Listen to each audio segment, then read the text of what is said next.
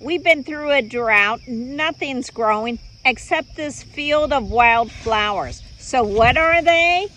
The Prairie Coneflower, 2 varieties, and also there's some Sneezeweed. I'll zoom in on everything.